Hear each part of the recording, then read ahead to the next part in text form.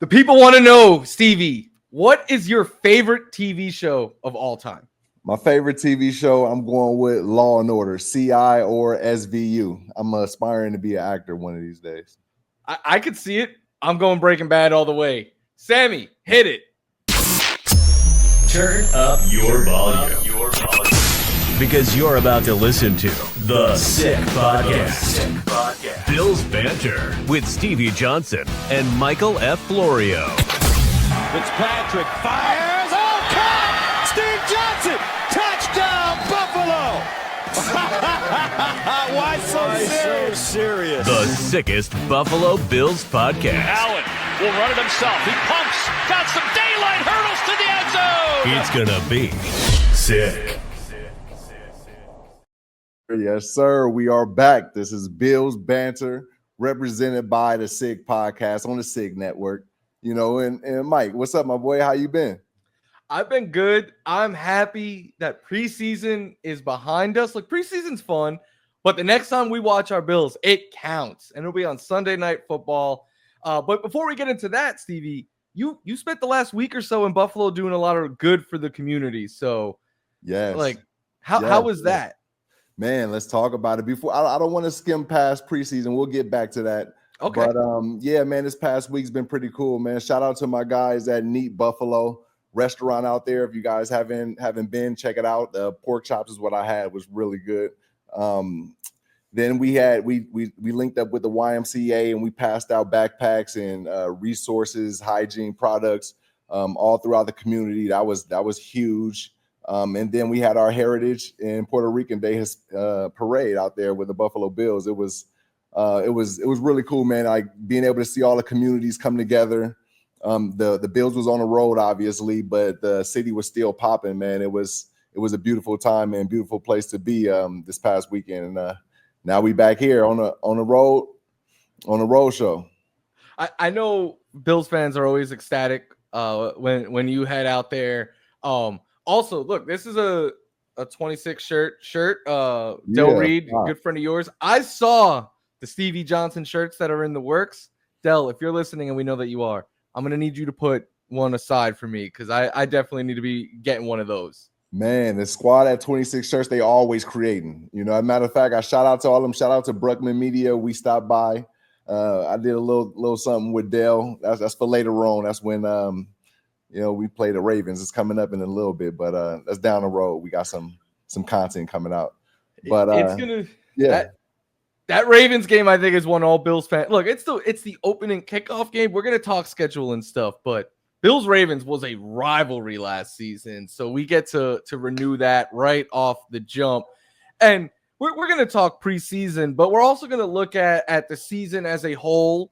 So I kind of wanted to throw some questions and we'll each answer. And look, it's too obvious to ask who the offensive MVP is. We know it's Josh Allen. But if you had to pick one not named Josh Allen, who are you going with? All right, if I had to pick a MVP not named Josh Allen, I'm definitely going with James Cook.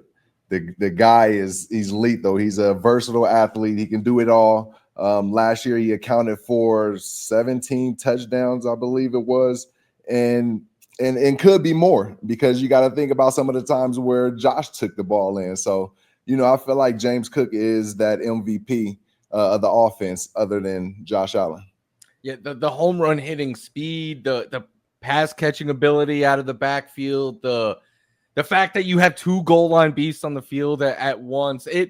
James Cook was I almost went with him as well, Stevie, but I want to give some love to the young guy. I think Keon Coleman makes a jump this year. He's gotten a lot of praise out of camp and in the preseason. And I had some Bills reporters sliding in my DMs this week being like, it's been up and down this preseason, but the highs are really high. And I think the Bills need that. They need someone who could win downfield. I know they have Josh Palmer as well.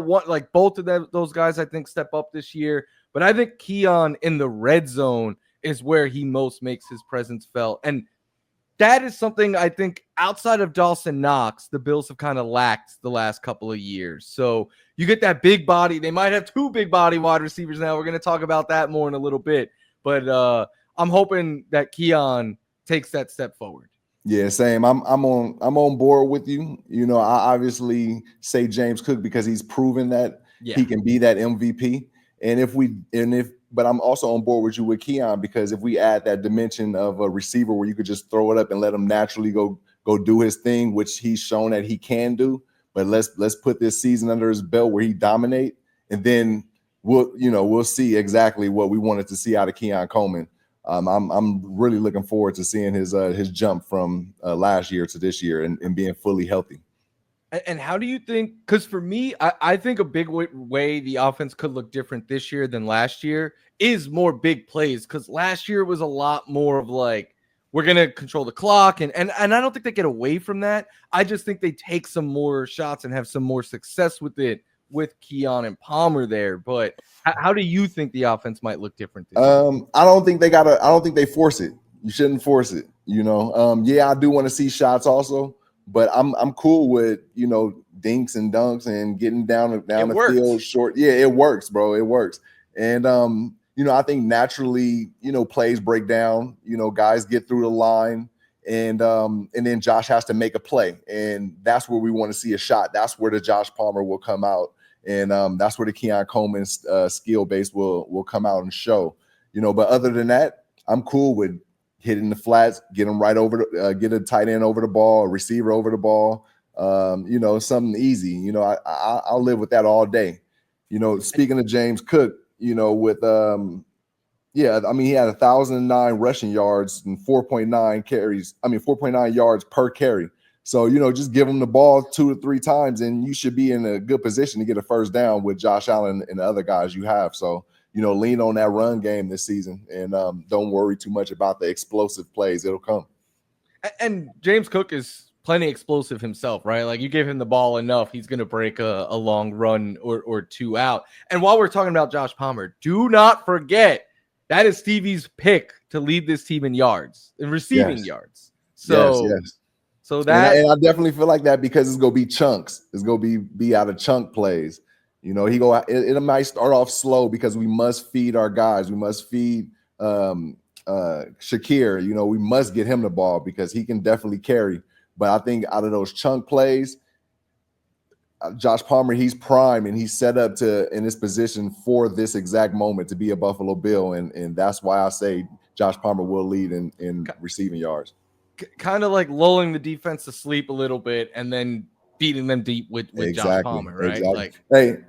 It might change though later on. It might change. Don't be too serious about that though. There's another guy we're definitely talking about on this show. What about defensively? Who do you think the MVP on that side of the ball is? Nice. Yeah, there's a lot, man, but I'm going to just stick with it and say Greg Rousseau. I was going to go with a lot of different guys, but like after watching last season, it seemed like this guy named Groot was just popping up everywhere, whether he was knocking the ball down, not getting to the quarterback, or getting pressure on the quarterback, or getting a sack, or maybe a strip sack, or a recovery. Like, he was just doing something every time, and that's exactly what we need. And I believe he's going to spark the rest of the guys on the defensive line because he's a hybrid. He's a mix of a younger guy and a vet. And with this new group that we have coming in, I think they can identify with him a lot. So I'm looking forward to Groot taking that next step and being that game changer in the end that we always been looking for. I really considered him. I think he takes the next step because, like you said, more size inside. And then you had Joey Bosa now, who if he's healthy, defenses are going to have to, O-lines are really going to have to worry about him.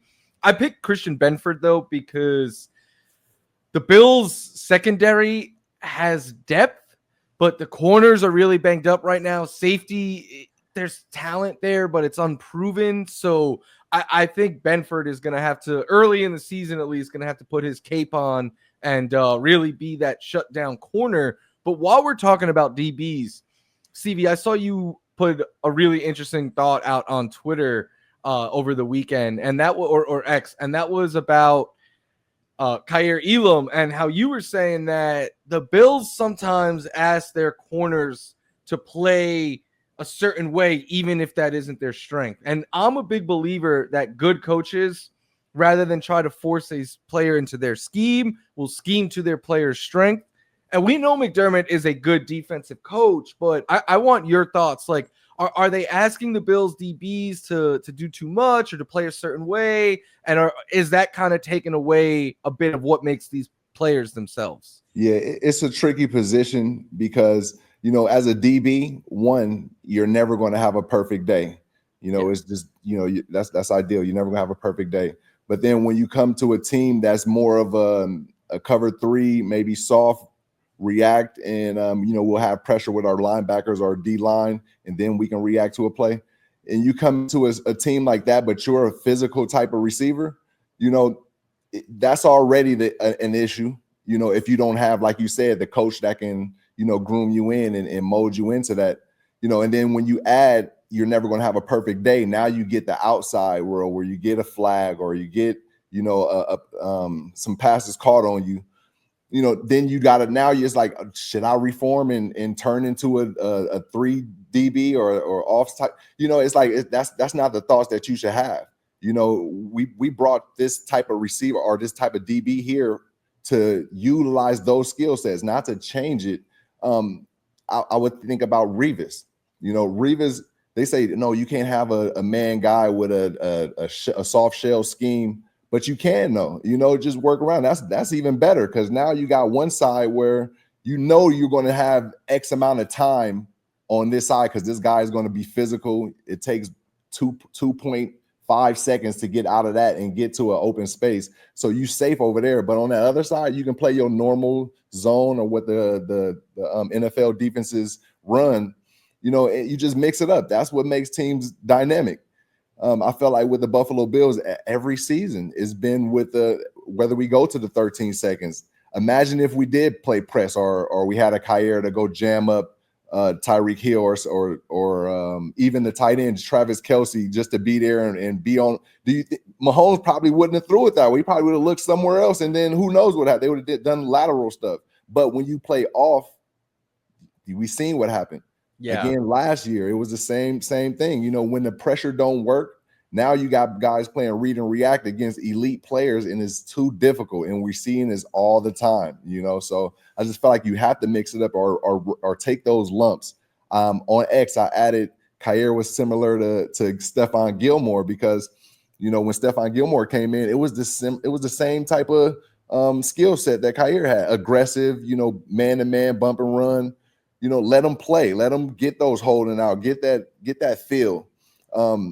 Did the Bills keep him? They didn't ride with him. What did Gilmore turn into? One of the best DBs in the league because he learned how to mix in man-to-man, playing off, being physical, taking those lumps. And, I just feel like the Bills have all the opportunity to keep guys. Maybe that'll be the last time they do get rid of, a physical player because when they drafted this kid, Max Harrison, he's a great hybrid. He's a great mix, like a Taron Johnson. He can play press, man, and play off. He's physical at certain points.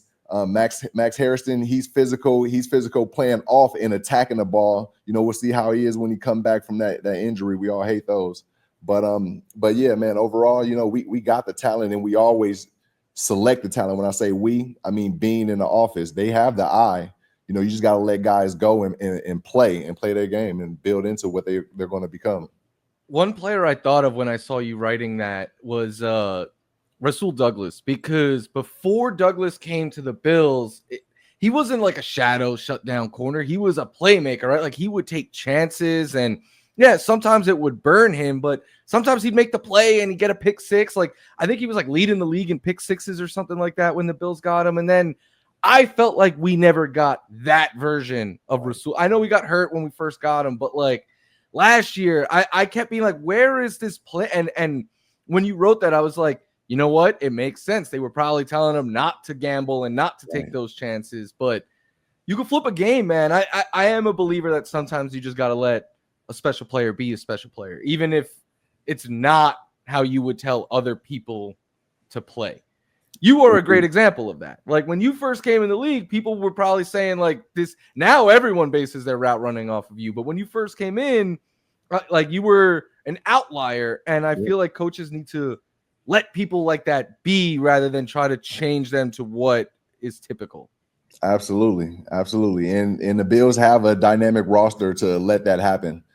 So I'm definitely looking forward to seeing that evolution, because it becomes one of those things where every season we're talking about the same thing. And then I'm like noticing, okay, we're not being able to get that extra little competition and that physicality between those routes. And that's why people are getting open. And I'm assuming it's because when we do get physical, like a Kyer, you get caught or something happens, and then they like completely stop you because you see what they did to him. They sit him out the whole game, and nobody want that. So when Razul didn't want that to happen, yet where did that still get him? That got him late to react on the ball that ended up getting by him, and now he's not on the team. Maybe he'll come back now, but man, we want him to be a playmaker. Like we need the fans, our community, to rally behind that and not always get on DBs when they get beat. Like it's the inevitable, It is the inevitable. You have to be a team and you have to help. And when I say that, that means even the linebackers can't just let a guy run by him, a tight end run right by him and not get no kind of jam or no disruption. So you just go let this guy go by and have all this space on me, DeMar, who's taking a lot of this during this off season because he's trying to guard outside, inside, not getting the bump. It's too much, so you need a team. And that's where coaching got to come in. They got to step in and do more and not just be going with the flow like robots. They got to switch it up, brother. Yeah, I agree with that 100%. And look, we're talking about players that we expect to be weekly contributors and big parts of the offense and defense, but Bill's got a lot of depth out here. So if you're looking for an unsung hero on the offense, who are you going with? The unsung hero, I'm going to go with the offensive line. To be honest, I'm not even going to pick out one person. That entire offensive line. You think about what Josh Allen has been doing from rushing and being able to comfortably sit back there in the pocket. I ask you a question, Mike. How many sacks do you think the Bills gave up last season? I know I don't know the exact number. I know it's the lowest in the NFL, though. Indeed, definitely the lowest. Just go ahead and throw one out. Just throw it out. 12? Oh, close. No, not that close, but 4.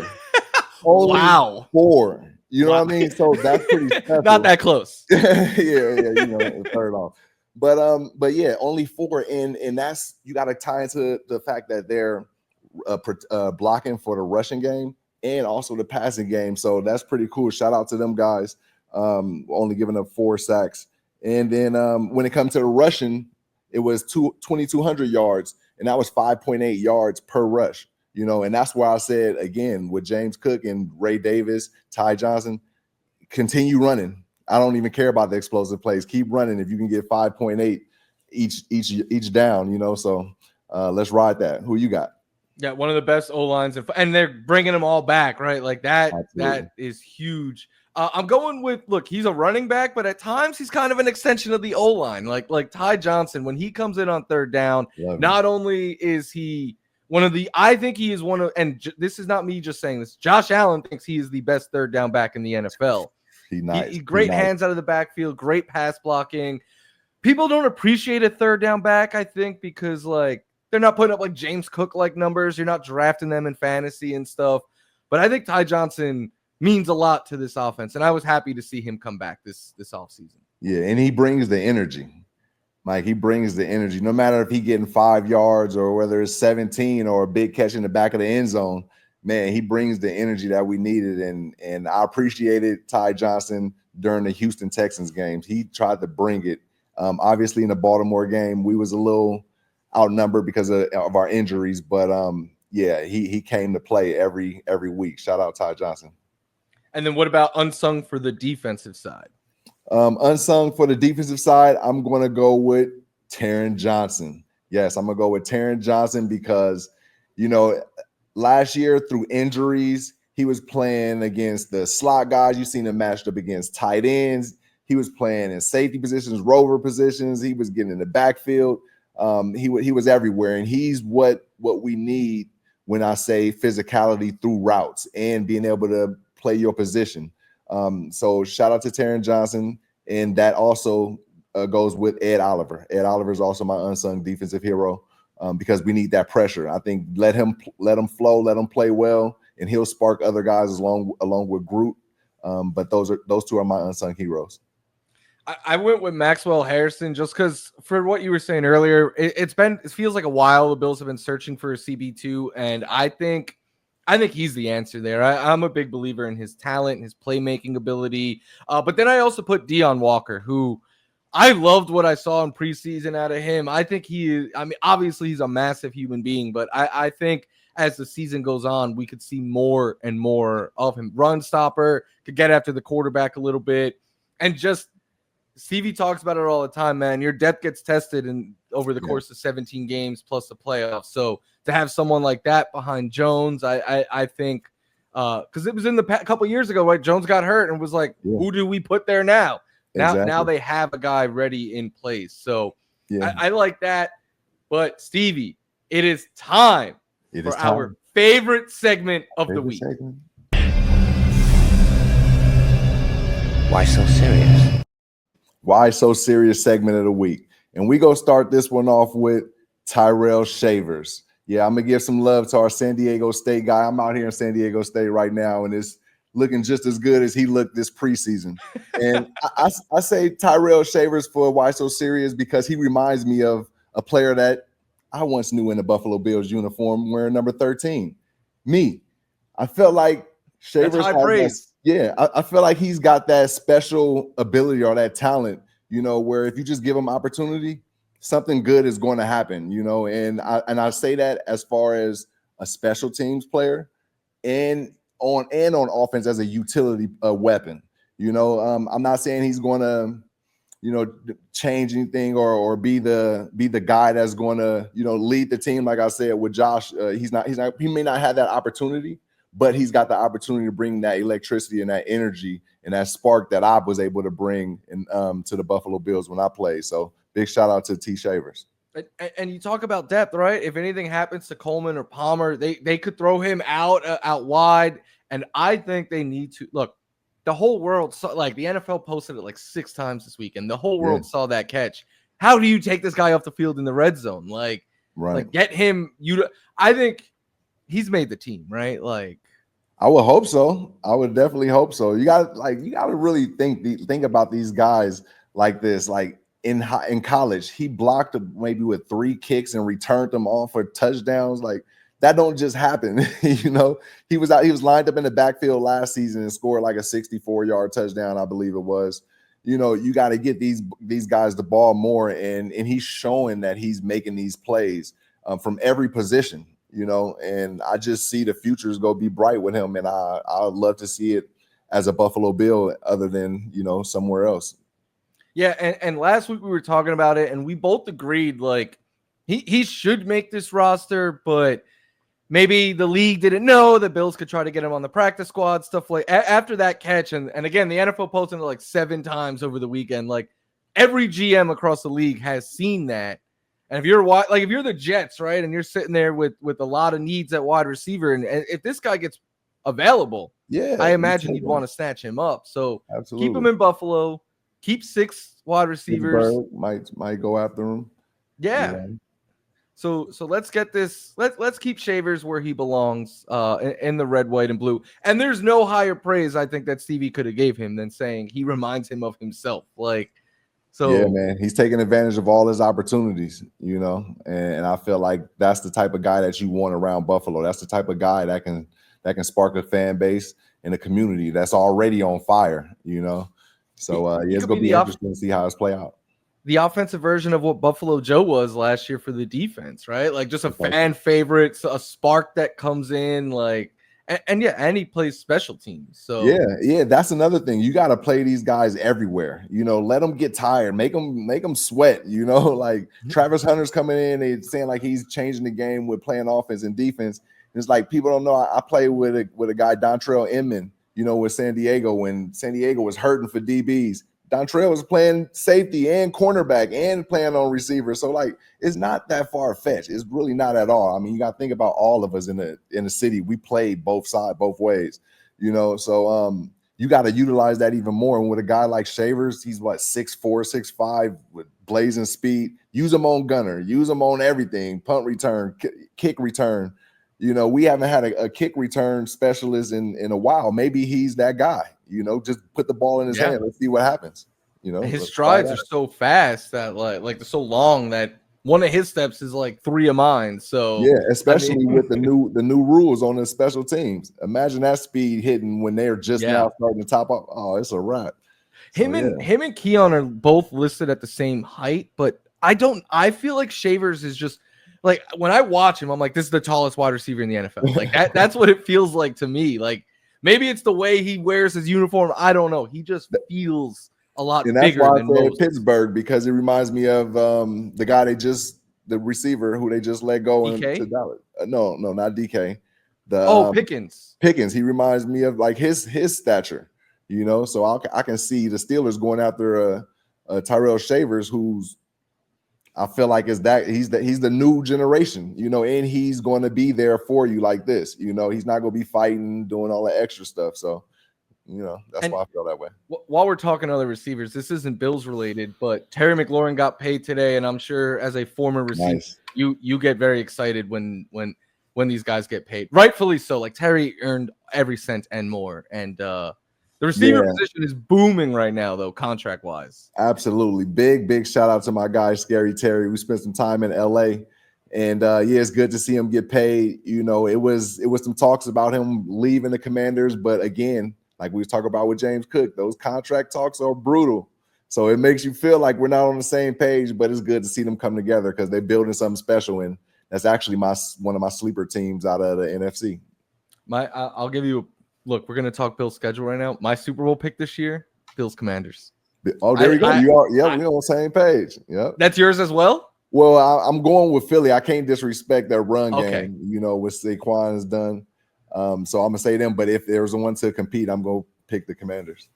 And shout out to Terry again. Stevie's boy. I love drafting him in fantasy. Always been a big fan. And happy he got paid. Do you ever look at these receiver contracts and be like, heck yeah, I was playing 10 years too early? Oh, my goodness. It hurts me.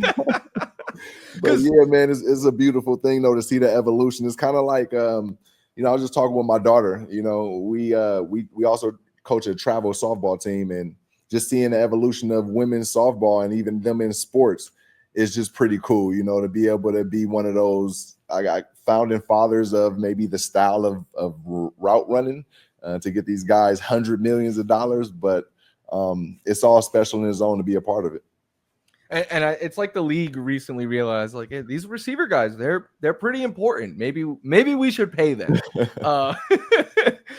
But before we go, look, season kicks off. Next time we see the Bills, right, it'll be Sunday Night Football against the Ravens. I'm not going to run through their entire schedule, but I threw it on a rundown. When you look at the Bills' schedule, Stevie, how many wins do you see? I honestly can see 13 solid ones, and the ones that I only think about is obviously the Kansas City game at home, which is less than half. I'm worried about, because at home we're dangerous. The first game with the Baltimore Ravens, because a healthy team, but I feel like we're healthy, and I think Matt Milano and our linebacking core is going to be on another level. So that's why I still feel like we're going to get that. And then the Houston game, we play again at Houston. And we saw when they brought the energy, we didn't match it, So those 3 games are the only ones that I feel like I'll be really tuned in to see how we play. But other than that, I think we're going to have at least 13 dubs. I'll add one more. They played the Eagles, and the Eagles. That's right. 17. That's right. Yeah, right. That one. I mean, the Eagles are, I think, the best team in football. Until someone, not only did they win the Super Bowl, but like they dominated their way to the Super Bowl. Right. There's a handful of games that I think the Bills win, but I think will be challenging. Like going to Atlanta, that seems like a tough place to play. They get the Bucks, they get the Steelers, the Bengals. Bucks is another one. I think they win those games, but I don't think it's easy by any stretch. Yeah, that's another one. If Baker Mayfield come out on fire and electric, that's going to be a fun game to watch. I feel like we still may edge them. But then you talk about the Bengals. That's like a payback game. We need a healthy squad against each other. and we'll see They if we haven't can get our played since the payback. playoff game. Yeah, exactly. So I look forward to seeing those games, but I still think we edge the Bengals and who was we talking about? The Buccaneers out though. Even Atlanta. What do you think they like? I'm not even trying to be biased here. Is there any competition for the division? I feel like the division, like there's always a second, like it was Aaron Rodgers and the Jets, the Dolphins. I feel like this year, all three of the teams besides the Bills will be around the same, but I think the Bills run away with this division. Yeah. It's gonna be pretty wicked talking about this over and over week by week when you feel like the Buffalo Bills are going to take this division and it's on to the playoffs. But I guess got to stay humble and just see and take it week by week and really see how the team grow. It's weird as a Bills fan, and you could talk about this better as a player, because there was so many years where every win was so hard fought, and to just be sitting here like they're going to win the division and it just hope they're healthy for the playoffs. It's another world and one that Bills fans should not take for granted. Exactly. Yeah. And that's what I don't want to, project, as if we're just taking it for granted and thinking our team, we're the best, we go do it. I mean, we do feel like that, but at the same time, we're being realistic. Like, do we need to spend as much time on these teams in our division? We just need to play our game and focus on our work and being prepared for those later games and keeping a healthy, strong squad. Because depth is where it is. We already lost. I can't say we lost them, but Trey is already down, man, and that's tough. That's tough. So, we just got to keep building. We'll talk about this a lot more next week, because next week we actually get to preview a game and stuff. But Indeed. Lamar dealing with this foot thing, not really practicing leading up to week 1, like even because I think the Ravens are. There's styles make fight, right? And I think the Ravens are just built in a way that gives the Bills such a hard time. They're huge. They're physical. You talk about physicality being something they need to work on. But if Lamar ain't 100%, I'm going Bills all day in that one. Yeah. We'll see how they play Lamar, because he was kind of slicing and dicing early in the game, and then somehow they stopped utilizing Jackson. But I also feel like Milano's got something to prove, and he may neutralize Jackson, and we'd be surprised that how Milano's come back for this comeback season.